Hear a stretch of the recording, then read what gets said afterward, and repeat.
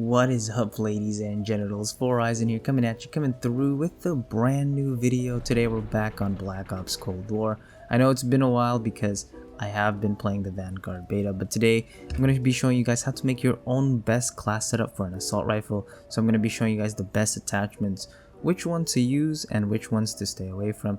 So yeah, let's get into it. So for optics, they're basically all preference, but the sights that I mainly use is the Millstop, Vision Tech, Axial Arms 3x Scope, Microflex LED, and the Hawksmoor. The rest I don't really use, but it's mainly preference, so this attachment category isn't really that important.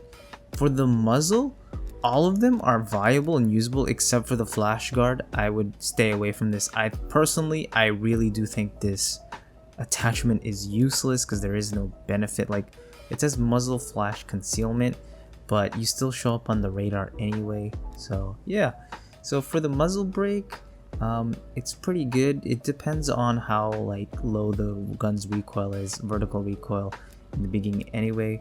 So yeah, suppressor, it helps you stay off the radar, and a lot of people look at the stat bars. You know how it says firepower, speed, accuracy, and it shows all those negatives, but it doesn't really change anything. If you press R2 or right trigger, or I don't know what it is on keyboard and mouse, maybe it's right click, but you can see the damage for the EM2 is still 51.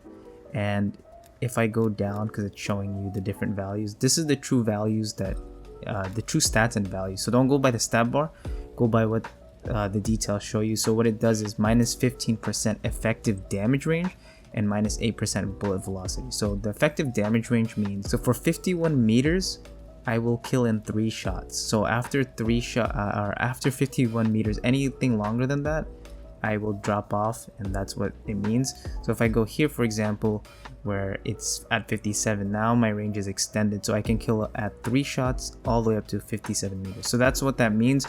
Your damage isn't going down, it's your effective damage range, meaning how long you can hold that 3-shot kill range. So that's what it means. For the bullet velocity, it says minus 8%. The bullet velocity is basically how fast your bullets are moving. So the higher, it's gonna feel like hit scan. So when you shoot, it hits you instantly. That's why when you shoot an SMG from far range, when you shoot it, it feels like there's a delay because they really don't have high bullet velocity. So yeah, that's an important stat for an assault rifle, is the effective damage range and bullet velocity, actually in almost every single gun. But for the Infantry Compensator, it's also a very good attachment. It's probably the most used muzzle in League play, mainly because there's other attachments that help you negate the horizontal recoil. But if you can't control the horizontal recoil, then go ahead and stay with muzzle brake. Or if the gun has low recoil like the EM2 here, then you should be fine. But there's guns where you kind of want more vertical recoil, like if you're using an FFAR or something like that. Same thing with the SOCOM Eliminator, but this one has shooting move speed penalties. The shooting move speed penalty, I'll show you guys what it looks like on screen. It's basically when you're shooting and it feels like you're getting sucked into quicksand. That's what it does. So instead of shooting and you're able to move freely, you kind of shoot and then you're getting stuck. That's what it means. So yeah, especially when you're hip firing or your ADS.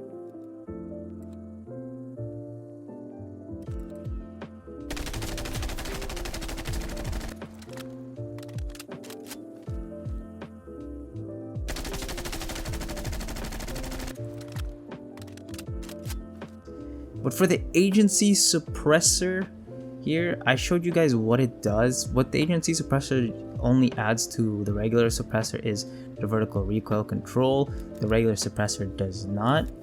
I do recommend agency suppressor sometimes, but sometimes the cons, like the effective damage range. So again, our original effective damage range is 57 and our original bullet velocity is 1032, but it goes down to 44 and 928. So you have to weigh out the cons. So if it's a smaller map, I don't really mind having a lower effective damage range and bullet velocity, because I'm probably always going to be killing in that 44 meter range, so I won't get a damage drop off.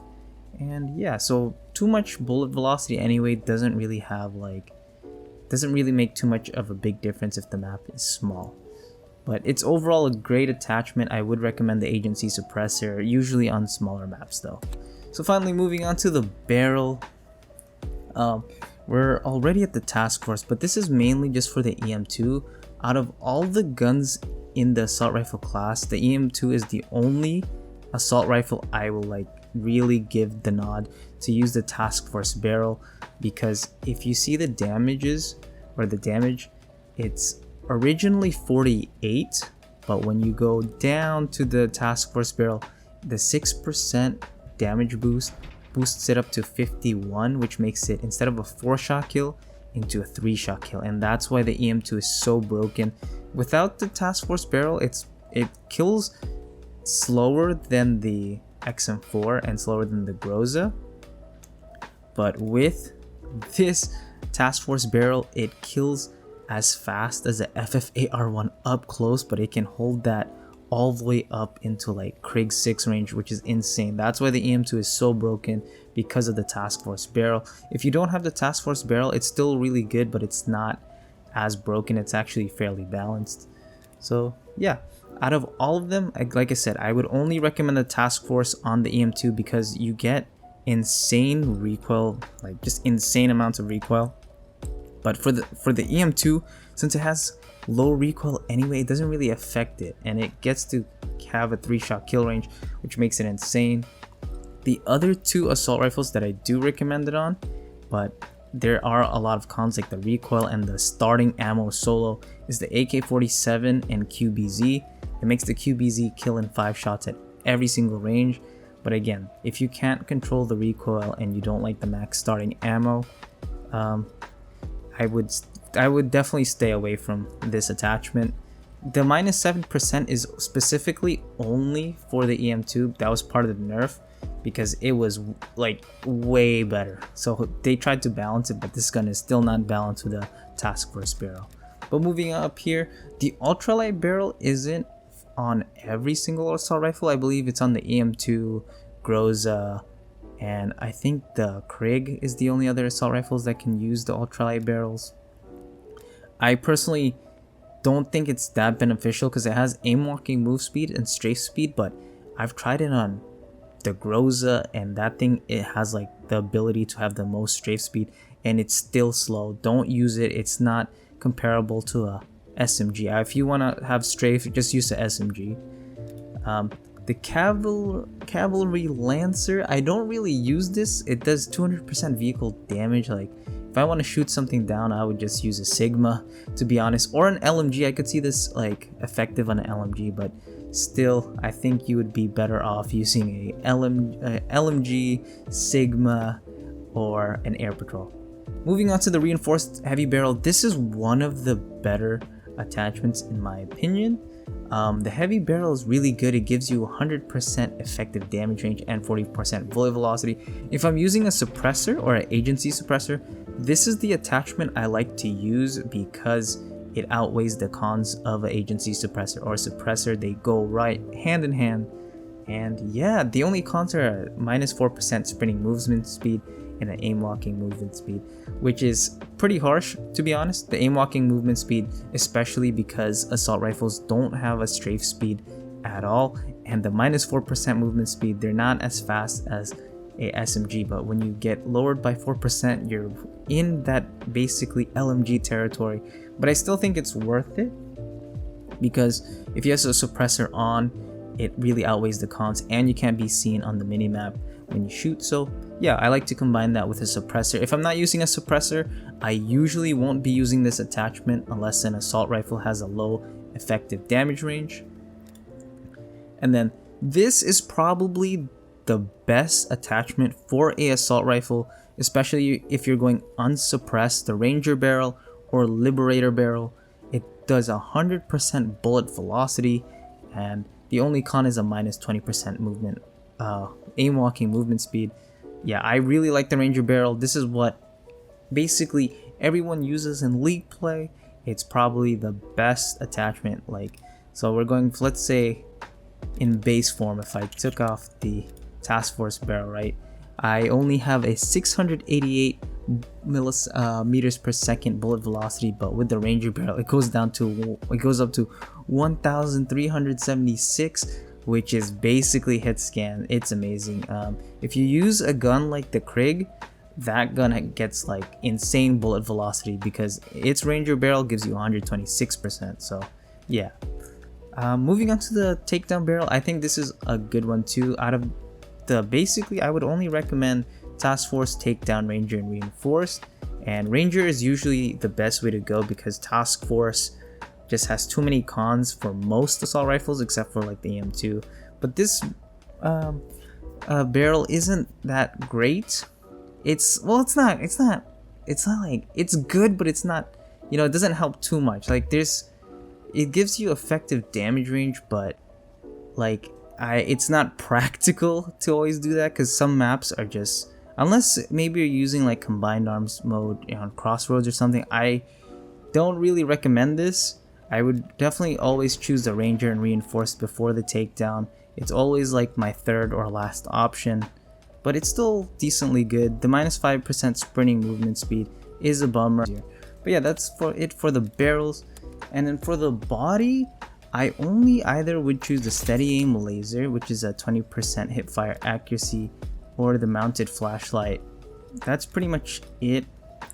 I don't really like the SOF target designator or the 5 megawatt laser, Tiger Team spotlight, or amber sighting point, just because they have negatives. So to me, I like the steady aim laser and mounted flashlight. Maybe the SOF target designator, but that would be like one of my last choices. So these two would always be it. So moving on to the barrel, or sorry, the underbarrel. So we have the foregrip, Infiltrator Grip, Patrol Grip, Bruiser Grip, Field Agent, and the SFOD Speed Grip. I always like the Field Agent Grip. It's always been a go-to. The only assault rifle I don't recommend the Field Agent Grip anymore is the AK-47. They basically took out the vertical recoil pros. There is no pros, so if you're using the AK-47, go ahead and just use the foregrip because there's no point of using it for the Field Agent Grip. So yeah, the only con is that -26% shooting move speed, which again, you guys know what it does now. I basically showed you guys a clip, and yeah, usually you'll get that vertical and horizontal recoil control, but it's more for that horizontal recoil control. And this thing is what helps assault rifles become absolute lasers in long range. So it's usually a bread and butter. Because the strafe speed is so low on an assault rifle, it doesn't really matter. And yeah, I think recoil control is way more important. Moving on to the foregrip, this is very good. There's no shooting movement speed penalties, but again, like I said, sometimes you want that vertical recoil control over the horizontal recoil control only. But I still think the foregrip is useful, especially if you're using the AK, because it really does have no more benefits for the Field Agent Grip. They're basically the same, but there's a con to the Field Agent Grip. Yeah. For the Infiltrator Grip, I think this is just more like situational. Like the only gun I would use this for is like a QBZ, put it on, and then start sprinting, get to my spot, and then change classes. That's what I would use it for. I prefer recoil control over all of these benefits, like a movement speed, shooting movement speed, and aim walking movement speed. You're not really going balls to the wall with an assault rifle. If you want to do that, use a SMG instead. Same thing with the Patrol Grip, something, you know, use it for the QBZ and move around. Same thing with the Bruiser Grip. SFOD Speed Grip isn't bad. It has that horizontal recoil control. Again, I don't see myself using this a lot. I think this is more situational, and this would be used more for SMGs, but they did get the nerf to this attachment in one of the earlier seasons. For the magazine size, I usually like to go for the first magazine attachment, but it depends because some assault rifles have different values, but I like the 30 round or the first one the most because there's usually no cons except for reload quickness. Like all the other ones will either have like -20, 15, 6, or 25% across the board, except for a few guns. The jungle style mag is just makes you reload faster, but I think the extra bullets usually helps. So yeah, I'm gonna show you guys like an example of this. Like let's say for the FFAR1, the magazine size, like here you only lose 5%, and then here you only lose 10% compared to like usually like a speed mag would be a 20 to 25%, somewhere along there. And also like the XM4, they arranged the buffs, like right here, the lowest 45 round magazine attachment, it's only a minus 12%. So this is actually really good attachment. Now instead of a 25, it's a 12. Like that's more than half, you know, that's crazy reduction. So yeah, I think it's beneficial, but I would always go with the 40 round. But look at the aim down sight speed, that's usually important on an assault rifle, because in close range you have a huge disadvantage and you kind of want to increase your chances of success. So in our handle there's only two. I would either use the Serpent Wrap or the Airborne Elastic Wrap. Honestly, Airborne's the way to go, has the like most advantages. Even though there are some cons, I still think that the Airborne Elastic Wrap is the best. The only time I recommend a Serpent Wrap over the Airborne Elastic Wrap is if you're quick scoping with a sniper. That's the only time where I would prefer a Serpent Wrap over Airborne or a GRU Elastic Wrap. And the final attachment in the stock, always gotta go with the Raider stock. The Raider stock is basically what you need. You get aim walking movement speed, which is basically you strafing while you're aiming, and then your sprint to fire attack. But yeah, that's pretty much it, you know. The last two, the handle and the stock, are universal on basically almost every single weapon in the game. Those two attachments are lifesavers and they basically breathe life into a gun. But yeah, that is it for the video. That is how you guys build an assault rifle class. If you guys have any questions down below, please ask them and I will answer them. So yeah, let me know what you guys think of this video, what you guys want to see, one for the SMGs, LMGs, tactical rifles, and sniper rifles. Comment down below. That is it for today. Other than that, namaste my friends, and I will talk to you all next time.